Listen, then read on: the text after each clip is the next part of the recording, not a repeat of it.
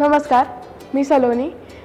सोहम उद्योग किचनमध्ये मी तुमचं मनपूर्वक स्वागत करते. तर आज आपण बघणार आहोत ज्वारीच्या पिठाची भाकरी.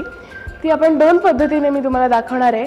एक पारंपरिक थापून केलेली भाकरी आणि दुसरी जी अतिशय सोपी आहे, जी लाटूनही केली जाते, अशी पद्धत मी तुम्हाला दाखवणार आहे. चला तर मग आपण आता भाकरीकडे वळूया. हे ज्वारीचं पीठ घेतलेलं आहे. हे मी साधारण एक भाकरी होईल एवढं पीठ घेते. त्यात आपण घालूया चवीनुसार मीठ. मी ही मसाला भाकरी करते. जर एखाद्या आजारी माणसाला पण ही खूप गुणकारक ठरते, तर थोडीशी मिरची, थोडी लसूण आणि थोडा ओवा, जो की पचायला ही भाकरी उपयोग होतं. आता आपण ही भाकरी मळायला चालू करूया. तर तुमच्या अंदाजाने आधी थोडं पाणी घालून घ्या. जितकं तुम्ही चांगलं पीठ मळून घ्याल तेवढी तुमची भाकरी छान फुगेल आणि त्याला कडा जाणार नाहीत.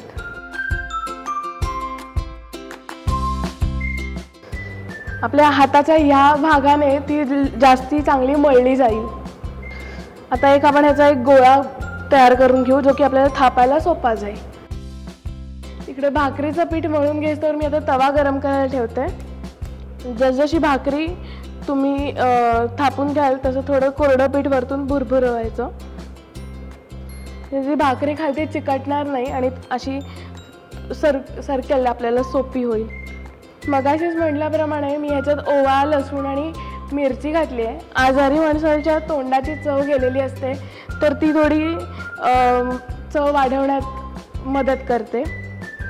ज्वारीची भाकरी आपल्या आहारात सेवन केल्याने खूप गुणकारक आहे. ह्याच्यामध्ये प्रोटीन, कॅल्शियम खूप प्रमाणात आहेत. त्यामुळे पचायलाही हलकी आहे ही भाकरी. आता आपला तवा छान गरम झालेला आहे, तर मी आता त्याच्यावर भाकरी टाकते.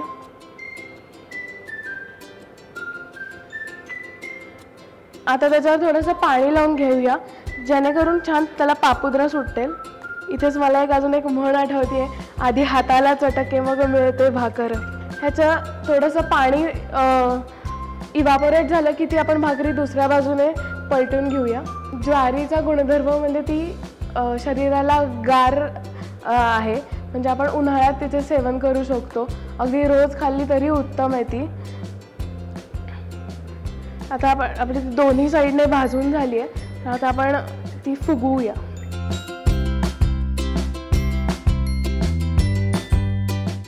थापून केलेली भाकरी जर आपली तयार झाली आहे, तर आता त्याच्यासोबत मस्तपैकी पिठलं आणि सोहम उद्योगच्याच जवस चटणी, लसूण चटणी, शेंगदाणा चटणी आणि कढीपत्ता चटणी असे 4 प्रकार उपलब्ध आहेत. पण माझ्या आवडीची आज दाणा चटणी आपण इथे घेऊया.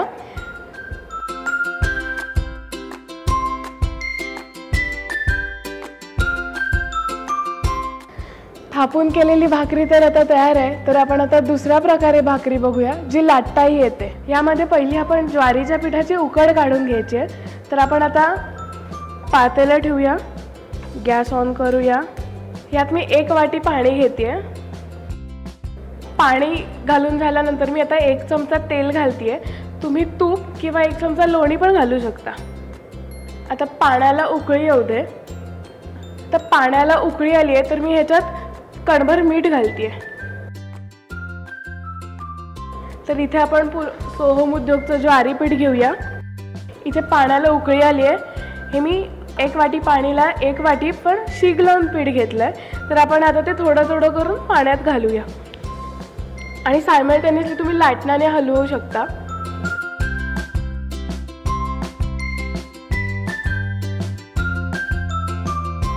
तर आता इथे पीठ आणि पाणी एकत्र झालं आहे. तर मी आता गॅस बंद करून ह्याच्यावर 1-2 मिनटासाठी झाकण ठेवते.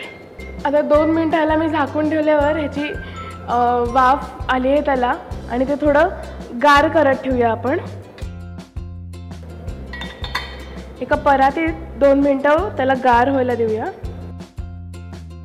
आता ही 1-2 मिनटं आपण परातीत ठेवल्यामुळे जराशी गार झाली आहे, पण तरी आपण मळताना ती आतमधून गरम आहे, पोटातून गरम आहे. तर आपण थोडे पहिल्यांदा सुरुवातीला मळताना भांड्याने किंवा वाटीने मळून घेऊया. अजून चांगलं मळण्यासाठी मी आता हाताचाच वापर करते आहे. तर ते आता हाताने छान मळून घेऊया.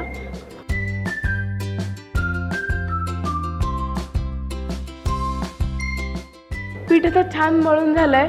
परातीला कुठेही चिकटत नाहीये, याचा अर्थ पीठ छान मळलं गेलंय. मी तुम्हाला मगाशी जे प्रमाण सांगितलं, 1 वाटी पाण्याला 1 वाटी पीठ घ्यायचं, त्याच्या साधारणतः 3 भाकऱ्या होतात. तर आता आपण ती कशी लाटायची हे बघूया. आता मी ह्याचे 3 गोळे करून घेते. आता आपण भाकरी कशी लाटायची हे बघूया. इथे छान मस्त सपाट असा उंडा तयार करून घ्यायचा आहे. इथे मी बाजूला ज्वारीचं सुखं पीठ ठेवलंय आणि मी लाटायचं आता इथे तवा आपण तापत ठेवूया. खूप पण प्रेशर देऊन लाटायची नाही, नाहीतर ती पोलपाटाला चिकटू शकते. त्यामुळे हलक्या हाताने जितकी ती पसरेल तितकी पसरू दे तिला. आपल्याला भाकरी तर करायची असते, पण थापून करता येत नाही. त्या बायकांना किंवा मुलींना ही पद्धत एकदम सोयीस्कर आहे. आता इथे बघू शकता तुम्ही, तवा छान गरम झालाय. तर मी आता भाकरी तव्यावर टाकते आणि त्याला छान पापुद्रा सुटण्यासाठी आपण पाणी लावून घेऊया.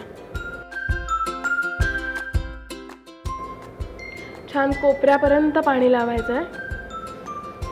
इथे माझा गॅस मध्यम आचेवर आहे आणि पाणी वरचं लावलेलं सुकलं की आपण त्याला पलटी मारूया.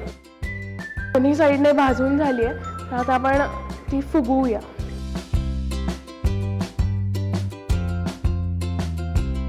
ही भाकरी मस्त फुगलेली आहे टमटमीत. ह्याचा पापुद्राही फुटलेला आहे.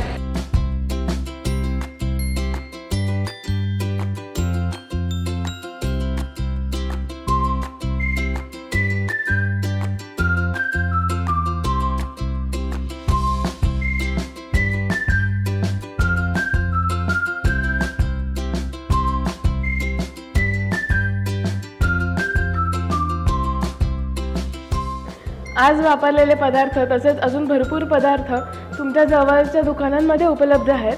तसेच सोहम उद्योगच्या ऑफिशियल वेबसाईटवरही उपलब्ध आहेत.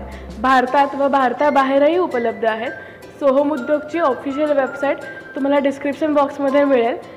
कसा वाटला आजचा व्हिडिओ हे तुम्ही कमेंट बॉक्समध्ये मला नक्की कळवा आणि आमच्या सोहम उद्योग किचन चॅनलला लाईक, शेअर व सबस्क्राईब करा. थँक्यू.